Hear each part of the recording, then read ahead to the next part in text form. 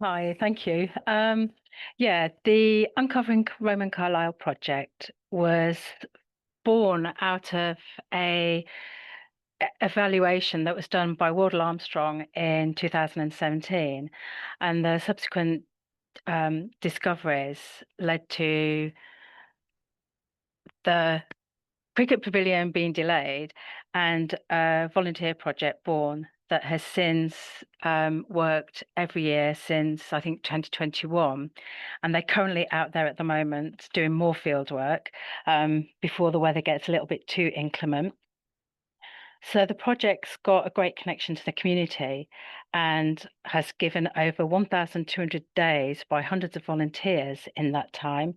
It was recognised by the Council of British Archaeology and Marsh Charitable Trust as a community archaeology project in 2022. When they're out on site, they have twice daily tours. They've had over 5,000 visitors to the site. They've had a pop-up museum, lots of activities, including hands activities with school pupils, and also scheduled family drop-in sessions. I just make my slide move. So Carlisle Cricket Club lies north of the River Eden in the heart of Carlisle. It's in the vicinity of the scheduled area referenced as Hadrian's Wall and Vallum in Wall Mile 66, Stanwix Banks to Stainton. During the process of the excavations, they found three phases of bathhouse.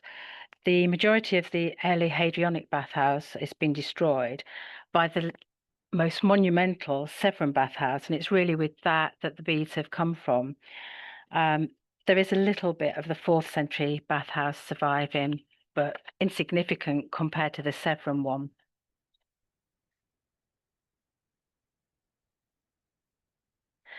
So at my last count, I've recorded 208 beads, and we're very much in the assessment stage of the project. I've began the assessment in July this year, and I've not yet looked at what they've pulled out from this season's excavation. So really, the quantity of beads is testament to the totally thorough and dedicated wet sieving of all the contexts that's been undertaken by the volunteers. And of that total of 208, 202 were from stratified contexts, and of those, 185 are from the Severan bathhouse drains. And whilst this does seem a large quantity, it's to put it into context, one necklace may have contained over 200 beads. So although I'm not suggesting that these beads are all from one necklace, it just kind of puts it in perspective.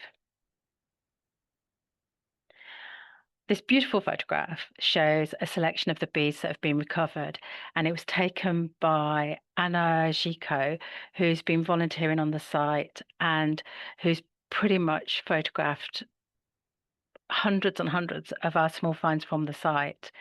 And I just love her arty take on how to arrange beads. But it also shows that there's a vast array of different types that show different influences from not just the continent, but a bit further afield. So I'll just show you a few little summary graphics to give you an impression of the assemblage. And I've kind of followed the same system that Barbara Burley and Elizabeth Green did with the Vindelander assemblage, based on material, form, and colour. 85% of the beads are produced in glass. There are other materials represented from amber, bone, carnelian, jet, sandstone. There's very little finds. I think out of the whole assemblage, we've got if three melon beads. I'd expected a few more, but no.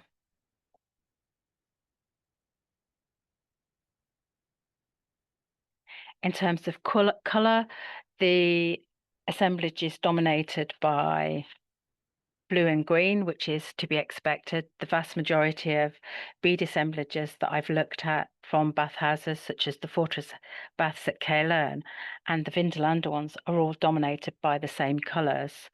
There are some standout anomalies, and I'll talk about those a little bit later. Again, in terms of form, you've got a wide range of forms, but spherical and annular are the most common.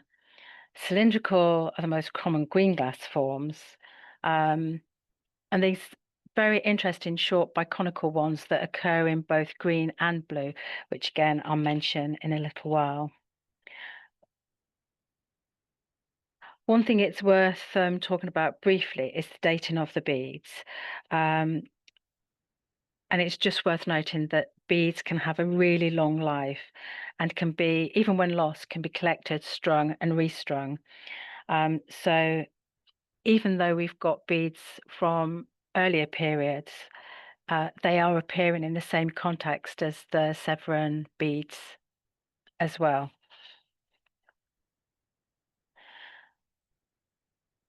This, in terms of glass production across the Roman world, this really took off after the expansion from ancient Egypt and ancient Near East, as well as being documented in the Greek world.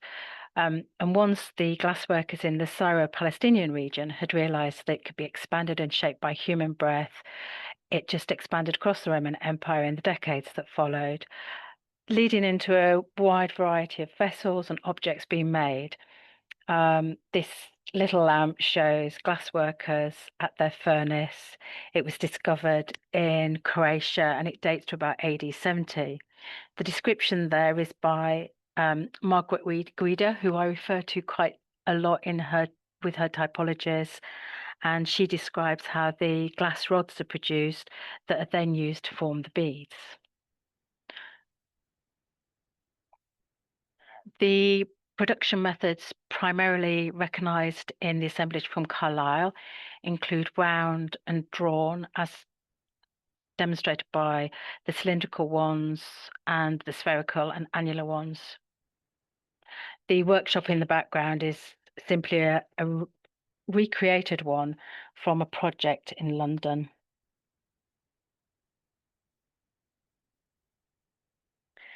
So just to talk about the assemblage itself,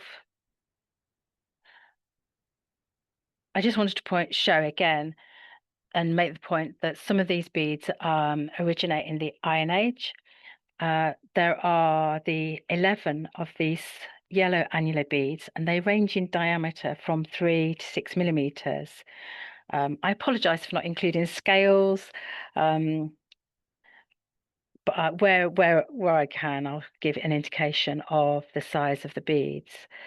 The yellow ones are Guido's class 8, and she talked about them initially being produced at Mere in Somerset around 250 BC and continuing until about AD 50. And bearing in mind we're in Carlisle, it's worth mentioning that there is a northern production centre talked about possibly at Culbin Sands again from the same period, 1st century BC to 1st century AD. And it's possible that the yellow ones at Carlisle came from there as opposed to travelling up from the southern production centre. It's thought that this variation in diameter shows they were worn on graded necklaces or maybe interspersed with other classes of beads.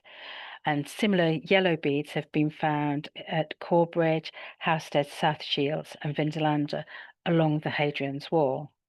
Although the ones from Vindolanda have come from 3rd century contexts, whereas these are a little bit earlier.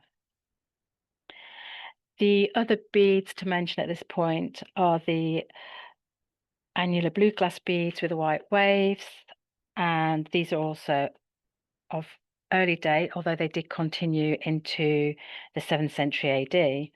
And there are examples of those from Vindolanda and Carlisle. The ones for Carlisle being from similar sediments as the ones at the Carlisle bathhouse. The 2 cable twist ones at the top, these again are from 1st century BC, comparable to Hembury Hill and in Dorset and Mere in Somerset. And it's thought that these quickly fell out of favour at the end of the 1st century AD. So again, showing that beads were collected, restrung, and reused in later necklaces or other pieces of jewellery.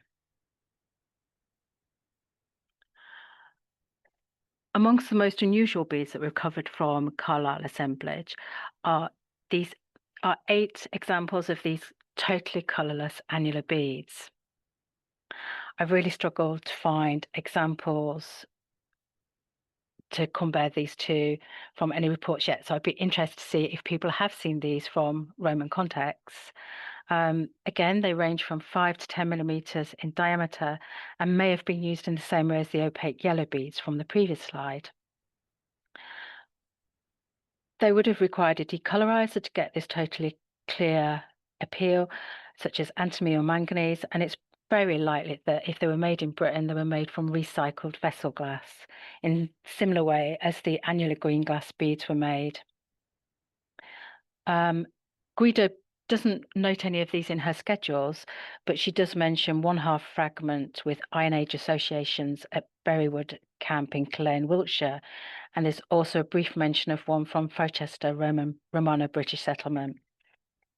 The largest one down the bottom is slightly more green and not quite in the same category, but it also has some etching or marvering, which is unusual. I just put this in to show you the range of green and blue forms that were collected. The short biconical, which I don't know if my little pointer will show here, these green ones are quite interesting. From Vindelander and Carlisle and other sites, they only occur as blue in 2nd and 3rd century layers. But these very, very small green ones were believed by Guido, for example, to be from Sarmatian graves in Hungary from the 1st to 2nd century AD. And I've been looking at this, or I'm starting to look at this more, and tend to agree that these could be from Sarmatia. There's also some diamond faceted ones that may be also from there. The other unusual ones in this assemblage are translucent burgundy beads.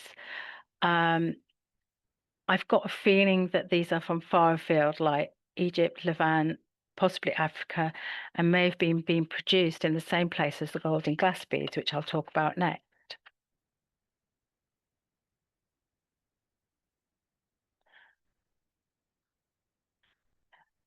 In total, 12 beads of either gold or silver in glass were recovered from the assemblage. There may be more because some of them are coming up as looking quite decayed. So as yet, I've only counted the ones that are not in a decayed condition.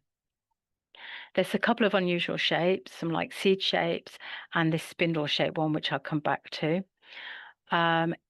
It's thought that the golden glass appear in Britain after the deployment of Sarmatian troops at the order of Marcus Aurelius in AD 175.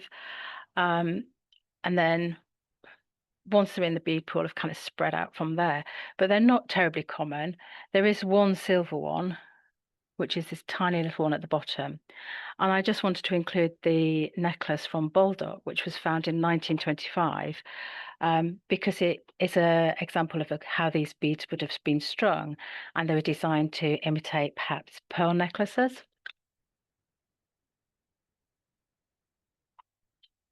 And you'll recognize the photograph on the left, which is Marta's holding this spindle-shaped gold bead.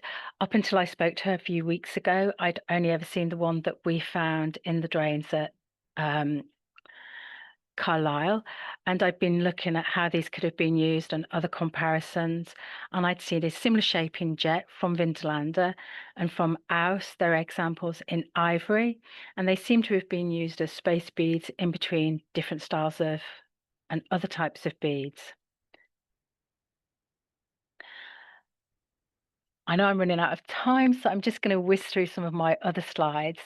There's an unusual spherical eye bead, which, although there's no direct comparison to, Guido says there's a strong tradition of since the Iron Age. And then these tiny little ones with the lozenge designs, and I've included examples to show how different beads could be strung in different ways. That bead was strung from on wire chain from Vindolanda, and from the Hungate Cemetery in York, it was interspersed with jet and blue beads. Aside from glass, there are a range of other materials represented. Down at the bottom, there are two annular amber beads. There's carnelian. The green one is possibly a nephrite one. And again, this faceted design, possibly imitating emerald beads. There's the jet armlet beads, and the only place one of those has been discovered intact is from Hungate Cemetery in York. And I've just shown that to show how the elliptical beads fit together to create an armlet. There's also organic types. So we've got one bone bead, which is here in the center, and to the left, what looks a little bit unconvincing there, but it appears to be a wooden bead. When I spoke to Lindsay Allison Jones, she suggested it could be a pinhead, but as yet, that's something to look at further.